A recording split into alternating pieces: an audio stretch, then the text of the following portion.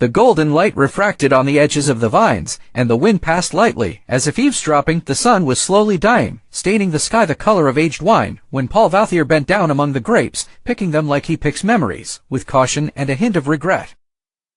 His face was sunburned, wrinkled like his old land, and his eyes watched the horizon as if waiting for a ship that never came. His hands, which had always held the axe and the rifle, now trembled as they held a blue grapevine, dripping juice onto his cracked skin. He felt the earth had changed. Something about it was no longer the same as he had known 30 years ago. The wind has changed, and the smell of the earth isn't the same. He said it in a low voice, as if speaking to the soil itself.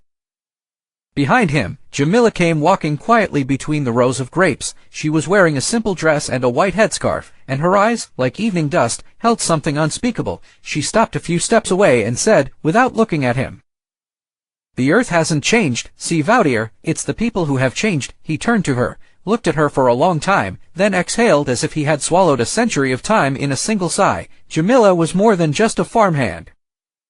She was the silent face of the revolution, a fragile bridge between two worlds that didn't want to meet. He sat on a small stone and took out a French cigar, lighting it with trembling fingers. "I didn't come to rob, Jamila, I came to build.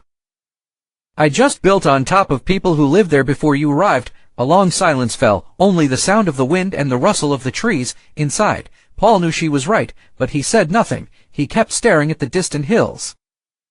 Night descended on Oran like a stage curtain at the end of a tragic scene. In the country house, Paul's wife, Saulny, was preparing dinner, looking out the window every minute, as if fear had taken a permanent seat in her heart.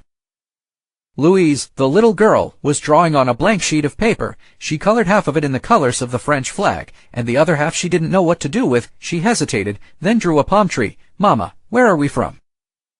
Saulny stopped cutting the bread, looked at her daughter, then at her husband sitting silently at the table. "We're between two places, my love," Paul said, without looking up.